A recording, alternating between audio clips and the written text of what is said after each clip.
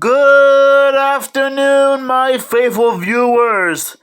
This is the media guy here. Today, I'm here to share my thoughts on Looney Tunes Back in Action, the movie. Since today is the 21st anniversary of the movie. Now, I assume that you guys might have grew up with this underrated movie before, when it first premiered, when it was first shown in theaters 21 years ago. Or at least saw it air on Cartoon Network a few times. But just in case you guys have no clue what this is, oops, sorry bugs, have no fear, there's always a description on the back of the DVD. Yikes! The fate of the world. The fate of. Sorry about that. I'll try that again. Yikes! The fate of the human race is in the hands of Bugs Bunny and Daffy Duck team to wreak hilarious comic mayhem in the fast-paced family adventure, combining live action, starring Brendan Fraser, Jenna Elfman, Steve Martin, and more, with animation. A hilarious cavalcade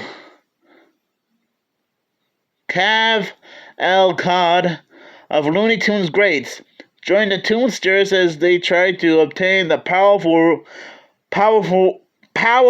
Blue Monkey gem to stop the Acme Corporation's grab for worldwide domination. Connect with your inner Daffy for harebrained wit and mystery most foul. For pratfalls and movie in-jokes for Acme Anvils.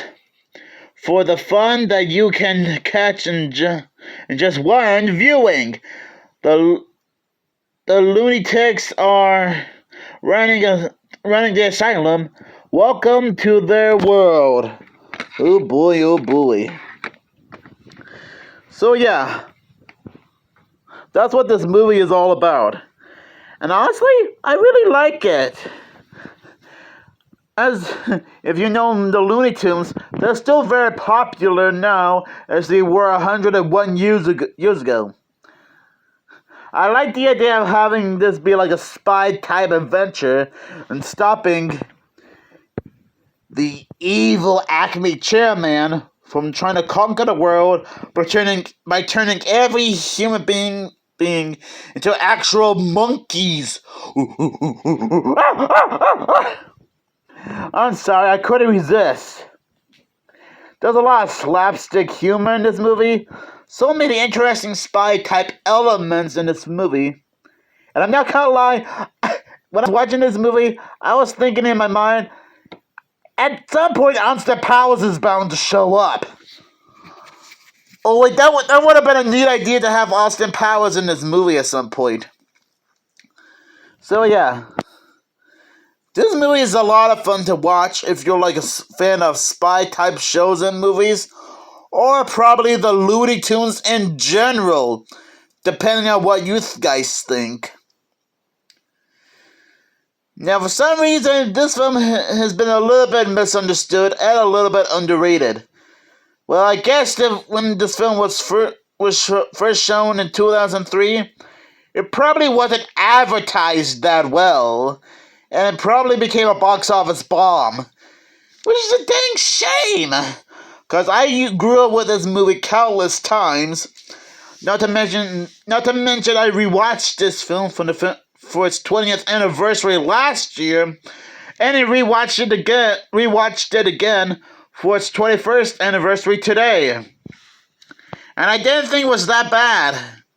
I guess it just wasn't advertised very well. Oh well, sometimes you can't win them all in life. But you know what? I'm not gonna let that ruin my fun. Cause like I'm trying to say, Looney Tunes Back in Action is a very enjoyable film to watch. And even if you're not a fan of spy type movies or Looney Tunes, then that's okay. everyone can have certain opinions on this movie. And I think Steve Martin playing the Acme Corporation chairman is probably a good choice. Now, don't get me wrong, I have nothing against Don Cheadle as LG Rhythm in Space Jam 2 and New Legacy, another movie that I defend. But I'm not gonna lie, I think Steve Martin playing the Acme chairman is a good choice. And besides, he is a very talented actor, in my opinion. And this isn't the first time he was in a villainous role in a movie. Because I think 17 years earlier, he played Orange Scrovella DDS in Little Shop of Horrors. So he probably had some experience of playing a bad guy, in my opinion. As for Brendan Fraser, I haven't caught up with all of his movies before, but I do know him as George of the Jungle from, well, the first George of the Jungle movie, which you can see right here on my VHS and DVD collection. And he was even in the Mummy movies, which I just so happen to have The Mummy Returns on VHS. So yeah, I guess you could say that I am sort of familiar with Steve Martin and Brendan Fraser's careers. As for Jenna Elfman, I have no idea what other TV shows and movies she starred in besides Looney Tunes Back in Action. So you guys might want to help me out in the comments below on what other shows and movies she starred in. Because I could really use some help. Oh, and here's an interesting fact about this movie, in case you guys don't know. Back when the first Space Jam movie was released back in 1996, Warner Brothers did have plans to make other Space Jam related spin-offs and sequels, whether it's canon to the first Space Jam movie or probably its own separate thing. There was going to be Skate Jam featuring Tony Hawk, Golf Jam, Race Jam, which is probably some kind of NASCAR-style race car movie starring the Looney Tunes, and probably some famous sports car racer. And one interesting idea was Spy Jam, which was similar to Looney Tunes Back in Action. Yeah, in fact, Looney Tunes Back in Action's original title was going to be Spy Jam, and the studio wanted Jackie Chan to play the role, which in my opinion, that probably would have been a little bit interesting. And I think there was some concept art for the film that showed that it was going to be a little bit different from what we ended up getting. But I guess the original idea for Spy Jam was might have gotten into a bit of trouble, and I guess Warner Brothers wanted to rework the idea into Looney Tunes Back in Action. So I guess not everything about... I guess the Spy Jam idea wasn't completely wasted. I guess Warner Brothers managed to put some good use into it.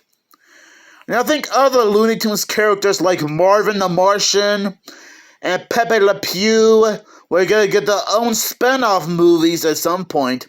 Probably a few years later after Looney Tunes Back in Action. The reason why I know this is because 3C Films already made a video about all the different Space Jam related sequel and spin-off ideas after he shared his thoughts on Space Jam 2 and New Legacy. And I think Dave Lee Down Under also made a similar video about this too.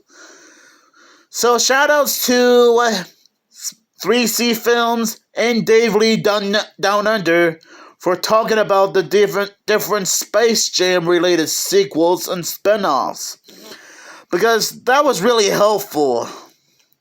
Now I know that you guys probably know this already, But just in case some of you guys haven't, think of this as a little bonus fact about the film.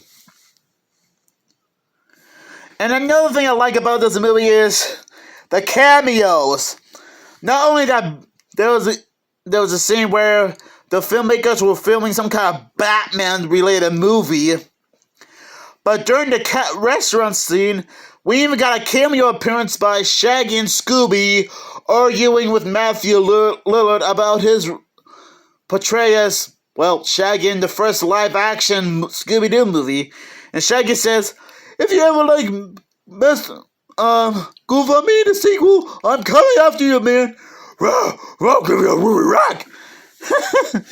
I believe that's meant to reference the first Space Jam. I bet it's meant to be a reference to the first Scooby-Doo movie, but probably foreshadowing Scooby-Doo 2: Monsters Unleashed. I find it kind of ironic, since not only that it's kind of ironic that not only Matthew Lillard plays Shaggy in the live-action movies, but he would even voice the character in some of the future Scooby-Doo related shows and movies, starting with Scooby-Doo Mystery Incorporated to Scooby-Doo and Guess Who, and some of the direct-to-video films, starting with Scooby-Doo Abracadabra Doo to Scooby-Doo and Crypto 2. Yeah, it's kind of funny seeing Shaggy, Scooby, and Matthew Lillard make a cameo appearance in a Looney Tunes movie. And funny enough, this isn't the only Scooby-Doo cameo we get. Mystery Inc. did make a cameo appearance in their Scoob form from the 2021 film Space Jam 2: A New Legacy. But anyways, I'm getting a little bit off topic here. Despite the fact that it probably didn't do well at the box office 21 years ago, Looney Tunes Back in Action is still a great movie to watch. And I just think it was a little bit misunderstood and probably underrated at the same time, depending on how you look at it. Kind of like how Scoob and Space Jam 2: A New Legacy were misunderstood and underrated movies. So I don't have any problems with this movie at all.